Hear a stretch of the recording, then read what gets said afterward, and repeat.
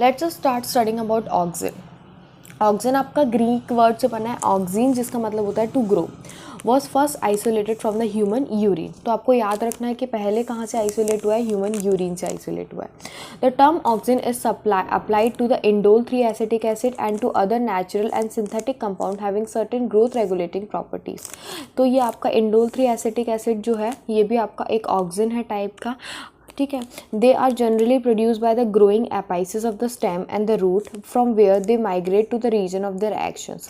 कहाँ बनते हैं ये? सबसे पहले एपिक्स पे बनते हैं स्टेम के या रूट की, और फिर जहाँ इनको अपना एक्शन करना होता है वहाँ ये माइग्रेट कर जाते हैं।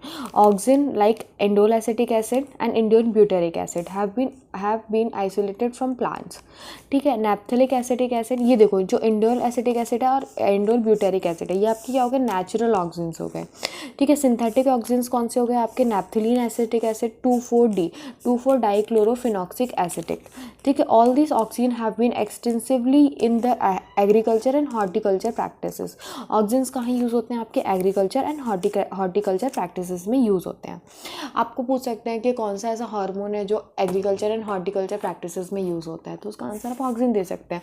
फिर आपसे पूछ सकते हैं कि नेचुरल कौन सा है, सिंथेटिक कौन सा है, तो ये ऑक्सिन के आपको नाम दिए गए हैं, वो आपको याद रखना है। They help to initiate the rooting in the stem cutting and applicable widely used for the plant propagation, ठीक है।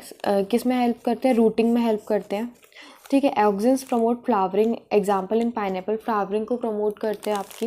दे help to prevent fruit and leaf drop at the early stages, यदि जो फ्रूट्स हैं और लीफ हैं वो आपकी जल्दी ना गिरें, ठीक है। और प्रमोट करते हैं एब्सेशन, और यदि कोई प्लांट बूढ़ा हो गया है, मैच्योर हो चुका है, तो उसका फिर वो गिर जाए ईजिली, एब्सेशन हो जाए, वो भी प्रमोट करते हैं, ठीक है।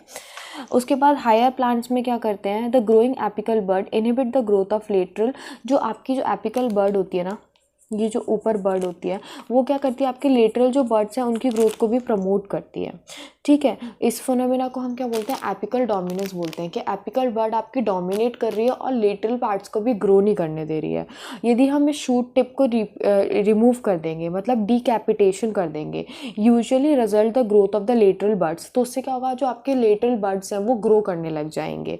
It is widely applied in tea plantation, hedge making, जो आपने देखा होगा ना पार्क वगैरह में जाते हैं तो उनका एपिकल टिप जो है ना वो रिमूव कर देते हैं ताकि लेटरल प्लांट जो है वो अच्छे से ग्रो कर पाए, ठीक है। और ये जो आपका फिनोमेना ये वाइडली यूज़ होता है टी प्लांटेशन और हेज मेकिंग में, ठीक है। उसके बाद बोल रहे हैं जो आपका ऑक्सिन्स है वो आपका पार्थिनोकार्पी भी इंड्यूस करता है। पार्थिनोकार्पी किस में इंड्यूस करता है?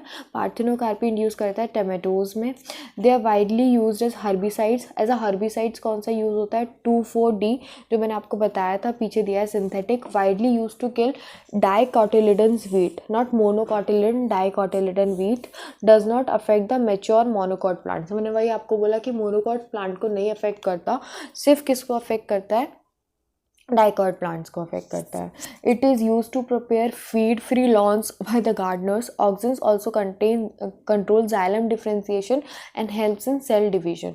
तो जाइलम डिफ्रेंसिएशन में भी हेल्प कर रहा है और सेल डिवीजन में भी हेल्प कर रहा है। मेनली सेल डिवीजन में आपका साइटोकाइनिन का रोल रहता है, लेकिन यदि आपको इधर दिया गया है तो आप पढ़ सकते हैं, कोई दिक्कत नहीं है, ठीक है। तो कुल मिला के आपको कुछ फंक्शंस इसके याद रखने ही पड़ेंगे और कोई ऑप्शन नहीं है इसका, ठीक है।